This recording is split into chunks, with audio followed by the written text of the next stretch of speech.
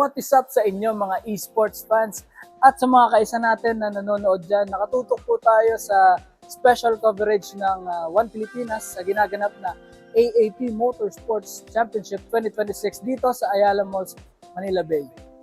Pero bago magsimula ang lahat, ako nga pala ang inyong likod, Judd Kurt Cadang, One Pilipinas intern. At ngayon samahan niyo ako sa 𝗢𝗲 PH upang alamin kung ano nga ba nangyayari sa loob ng production team ng isang esports event or esports tournament. Tara, samahan niyo ako. Nandito na tayo sa loob ng 𝗢𝗲 PH at kung makikita nyo sila ang in charge sa officiating ng buong simulated race na makikita sa ating live or live stream ng AAP Motorsport. At sa part naman na to, sila yung naka-assign sa pag-officiate ng live sa kanilang social media accounts. Bali, sila yung nag-handle ng mga social media pages. Dito pinapalabas yung mga kung ano nga ba ang nangyayari sa loob ng esports tournament.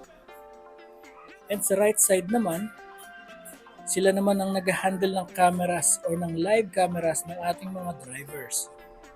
Itong part naman, makikita nyo ang area na to ay para sa ating mga casters doing their live commentaries.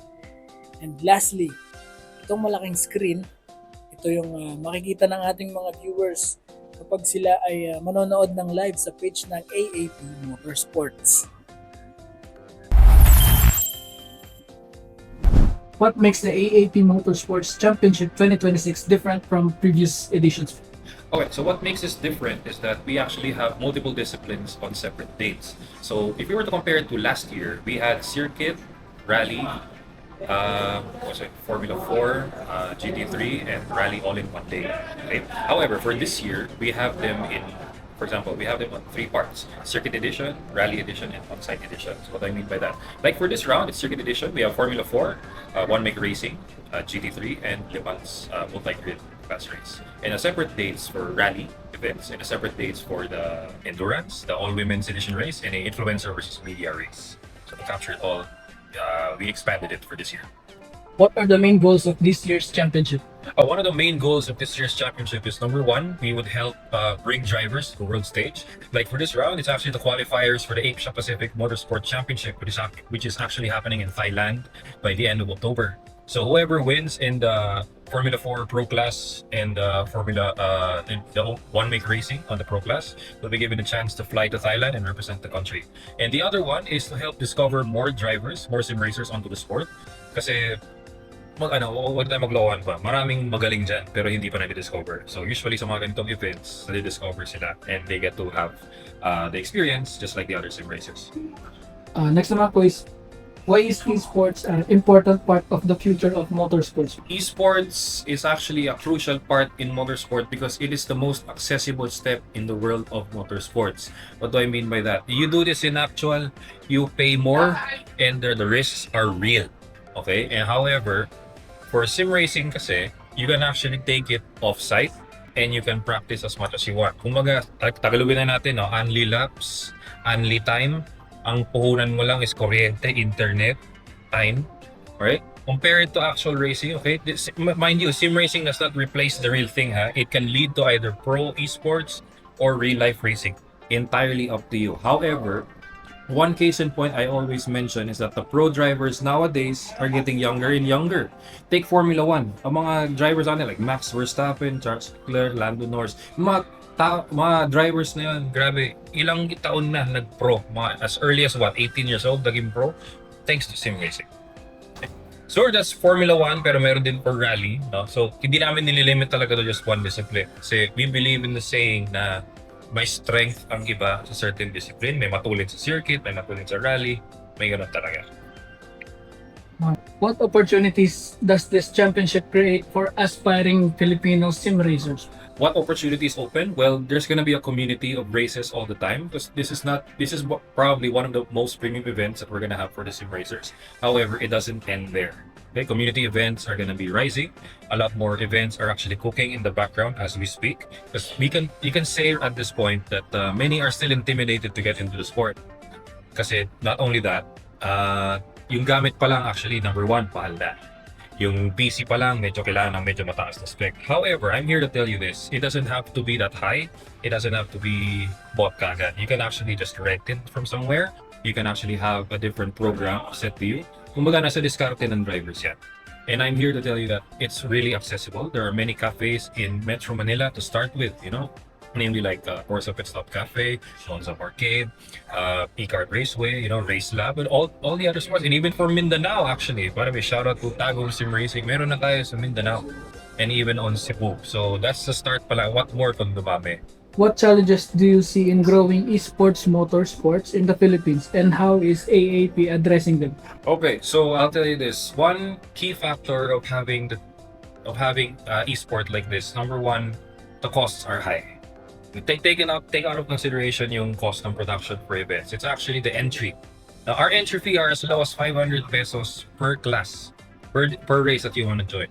Sa ibang tao na nangarera na working and every 500 pesos is a good entry point. Be a bit of a challenge, pero one nice thing here is that there are actually some groups that actually sponsor them, and there are programs there that teach them how to do this even better. What message would you like to give to the aspiring sim racers of competing professionally, not just local po, but global? This message is for you, okay? It doesn't matter if you are not experienced or you're just starting out or you're a retired quote-unquote driver and trying to come back in the scene. That's okay. Okay? Just like my co-founder and I, who's Marina said for the academy, everyone has to start somewhere. So kailangan, okay, try mo lang. Try mo lang ng itry. Okay? Kasi malay mo, this could lead you to pro esports or maybe an experience in the real life one day. What makes the AAP Motorsports Championship different from previous editions? Compared to last year, there's more structure. Before, while it was more of a learning, it's more of a learning system. It's more of a learning year last year. Now there's more structure. We have more officiating going on. We have more competitive compared to last year. We have more people who are putting their attention on the sport, and it's as well as for the brands outside, particularly, it brings more attention to our scene. Why is esports important part of the future of motorsports? Esports, in terms of sim racing, it's a good way for people or for drivers to get their feet wet into motorsports. Admittedly, motorsports is still a very expensive sport, obviously. And with sim racing, in the general sense, it's a more accessible venue for them to get a feel for what it's like to be in the real world of racing, and it develops their skills in preparation in case they want to go into the real racing. Now, as far as an individual who wants to be just going to the aspect of sim racing, it does prove a different set of challenges, because you're not just racing for yourself, or rather against yourself, against others, but you're racing against yourself as well. What opportunities does this championship create for aspiring Filipino sim racers? There's so much that you can actually go through. Like, if you move on, there are people who have been sim racing as a career already.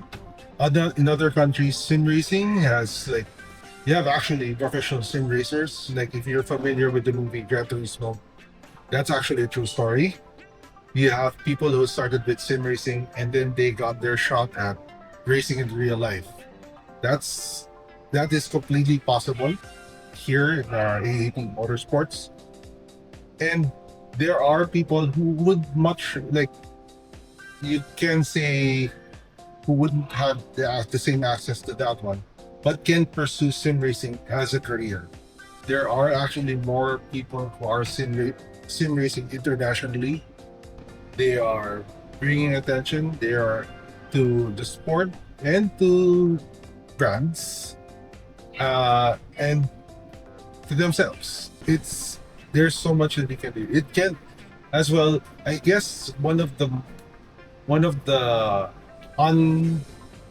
unnoticed aspects that we did bring here at IAP is like we're trying to develop driver discipline. You improve as a driver, not just with sim racing, not just in sim racing in general, but in driving in real life. What challenges do you see in growing esports motorsports in the Philippines, and how is AAP addressing them? I guess the one major problem right now that we have is infrastructure. As far as the talent goes, there's no shortage of drivers, sim racing or real life drivers. Internet, unfortunately, it remains to be a challenge. However, by working close with telecom, with telecom companies, we're seeing a good rise of the developing that to address those problems. We see that they're making the effort. Yes, it's still, they're still working on it, but we see the effort that they're putting in so that we can have these talents, these young aspiring talents, to be able to be not just be competitive locally, but to be also be competitive internationally. What message would you like to give to the aspiring sim racers who dream of competing professionally, not just local but in a global stage? Never stop driving. Always show up. That's all I can tell them. It doesn't matter if you're starting off in sim racing, even with just controller. We even started back then. There were people who were driving with keyboards in their PCs. We have PlayStation. We have Xbox. It doesn't matter where you begin, but if you just keep working on yourself, on your skills, your character, character development. What has been the most exciting moment you've witnessed so far during the championship?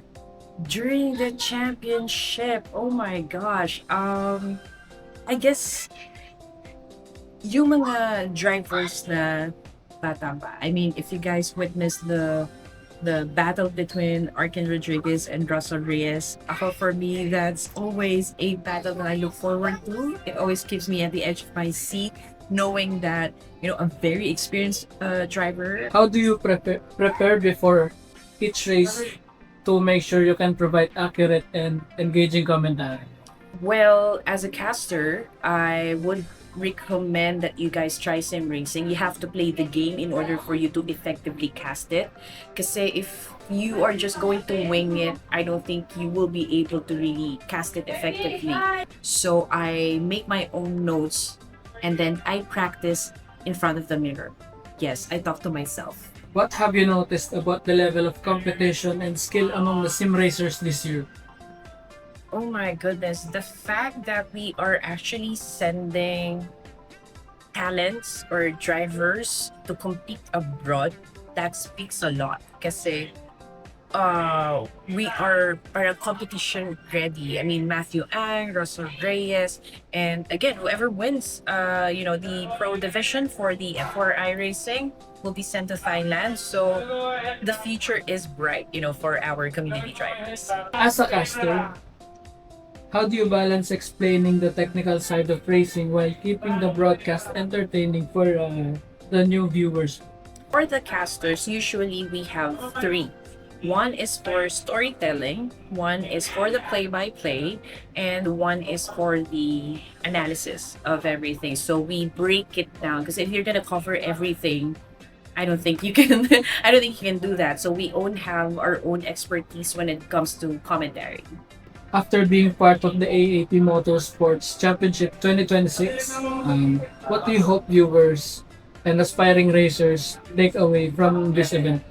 It's okay to try. I mean, it's okay to try new things. I know the game can be intimidating, but just don't be afraid to try. It's very engaging, and the skills that you will learn or that you will get from this is actually transferable to real life. I'm not saying that you go and race out there. It's better to actually experience it here in the league, be with the community, be with the drivers, and yeah, just go ahead and try it. So guys, sa September 5, ang AAP Motorsport ay magkakaroon ng endurance race dito sa Corsa Cafe located at the third floor of the Ayala Malls, Manila Bay. For more details, kindly follow their official social media pages. At dito na nagtatapos ang ating walkthrough na kung saan pinakita natin kung ano nga ba ang nangyari sa loob ng isang AAP Motorsports Championship 2026. Muli, ako nga pala si Judd Kurt Cadang at ito ang One Pilipinas Sports.